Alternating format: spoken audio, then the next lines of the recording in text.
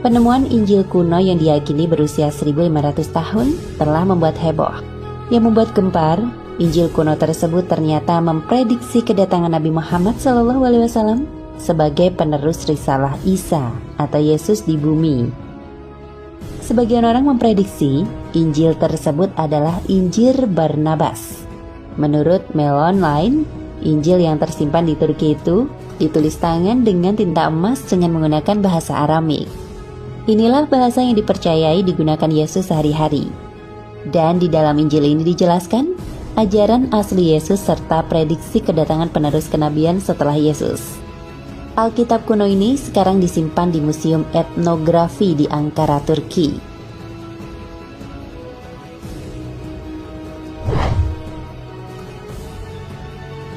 Dalam Injil Barnabas memang diungkapkan tentang akan datangnya Rasul bernama Muhammad SAW setelah Nabi Isa. Berikut ini isi Injil Barnabas yang menyebut tentang Nabi Muhammad. Bab 39 Barnabas. Terpujilah namamu yang kudus, ya Allah Tuhan kita, tiada Tuhan selain Allah dan Muhammad adalah utusannya. Masih pada bab 39 yang mengisahkan tentang Nabi Adam, Nabi Muhammad SAW juga disebut dalam dialog antara Nabi Adam dan Tuhan. Apa arti kata-kata? Muhammad utusan Allah, apakah ada manusia sebelum aku?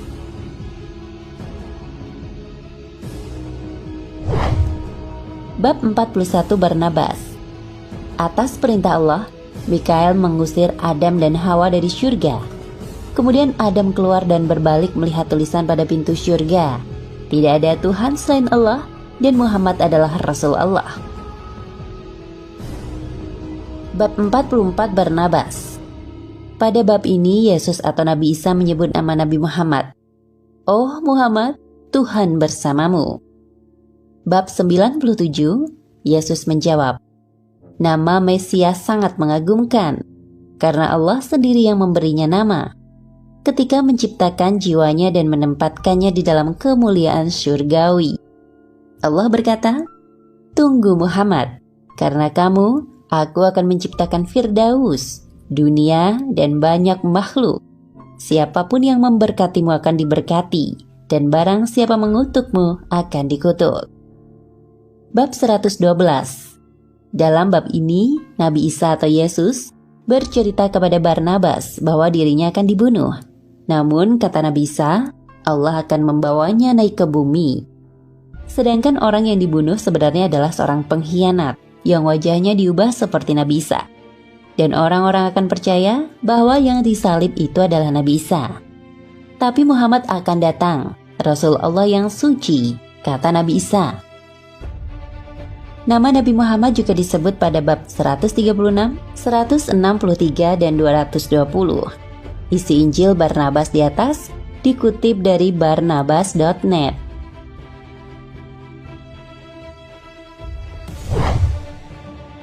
Menurut laman Al-Arabia, meskipun spekulasi tentang kitab kuno yang diduga sebagai Injil Barnabas itu meramalkan kedatangan Islam, namun sejauh ini tidak ada bukti yang menegaskan hipotesis tersebut. Walau Injil Barnabas mengakui kedatangan Islam dan Nabi Muhammad SAW, namun skeptisisme tetap muncul karena kontradiksinya dengan Al-Quran. Sebab sebagian besar studi tentang kitab ini menyatakan Injil Barnabas hanya kembali ke 500 tahun yang lalu. Sementara Al-Quran telah ada sejak 1400 tahun silam. Demikian tulis Al-Arabia Senin.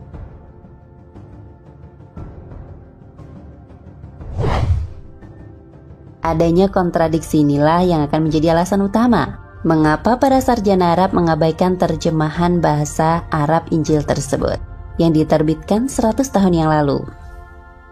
Sebagaimana diulas secara rinci oleh penulis dan pemikir Mesir, Abbas Mahmud Al-Akkad. Dalam sebuah analisis yang ditulisnya pada 26 Oktober 1959 di Surat Kabar Al-Akhbar, Akkad mengatakan, deskripsi neraka dalam Injil Barnabas didasarkan pada informasi yang relatif baru yang tidak tersedia pada saat di mana teks itu seharusnya ditulis. Sejumlah deskripsi yang tertulis dalam Injil itu merupakan kutipan orang-orang Eropa dari sumber-sumber Arab, ungkapnya.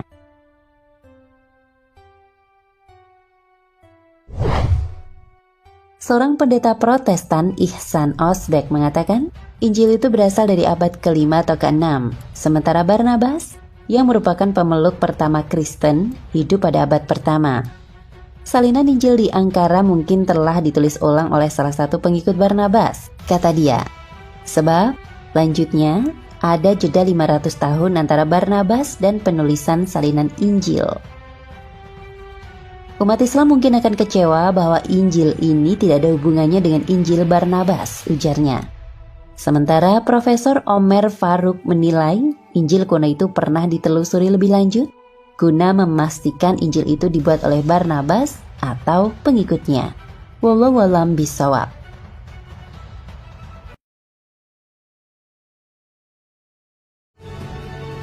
Dalam Injil Barnabas memang diungkapkan tentang akan datangnya Rasul bernama Muhammad SAW setelah Nabi Isa. Berikut ini isi Injil Barnabas yang menyebut tentang Nabi Muhammad. Bab 39 Barnabas.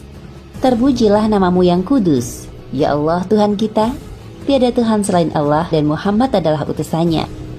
Masih pada bab 39 yang mengisahkan tentang Nabi Adam, Nabi Muhammad SAW juga disebut dalam dialog antara Nabi Adam dan Tuhan.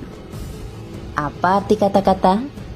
Muhammad utusan Allah, apakah ada manusia sebelum aku?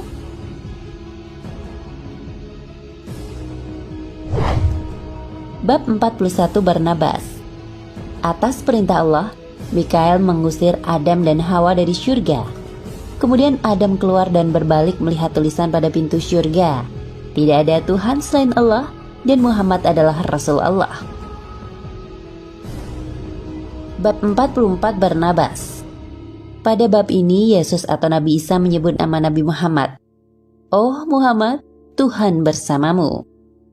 Bab 97, Yesus menjawab, nama Mesias sangat mengagumkan, karena Allah sendiri yang memberinya nama, ketika menciptakan jiwanya dan menempatkannya di dalam kemuliaan syurgawi.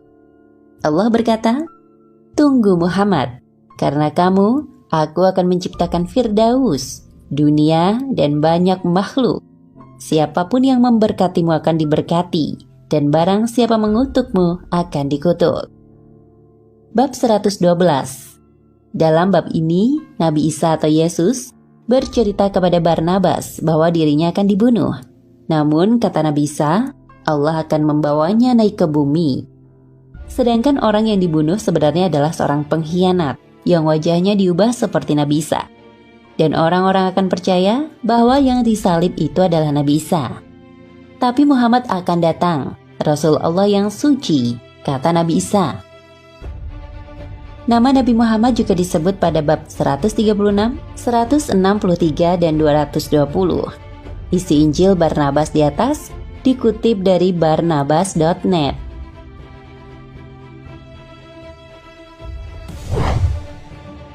Menurut laman Al-Arabia, meskipun spekulasi tentang kitab kuno yang diduga sebagai Injil Barnabas itu meramalkan kedatangan Islam, namun sejauh ini tidak ada bukti yang menegaskan hipotesis tersebut.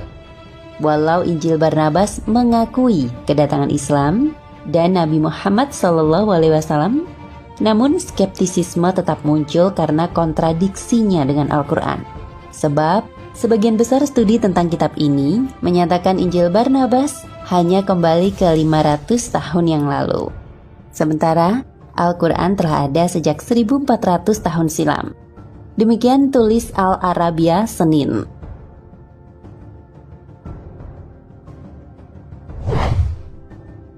Adanya kontradiksi inilah yang akan menjadi alasan utama mengapa para sarjana Arab mengabaikan terjemahan bahasa Arab Injil tersebut yang diterbitkan 100 tahun yang lalu. Sebagaimana diulas secara rinci oleh penulis dan pemikir Mesir, Abbas Mahmud Al-Akkad. Dalam sebuah analisis yang ditulisnya pada 26 Oktober 1959 di Surat Kabar Al-Akhbar, Akkad mengatakan, deskripsi neraka dalam Injil Barnabas didasarkan pada informasi yang relatif baru yang tidak tersedia pada saat di mana teks itu seharusnya ditulis. Sejumlah deskripsi yang tertulis dalam Injil itu merupakan kutipan orang-orang Eropa dari sumber-sumber Arab, ungkapnya.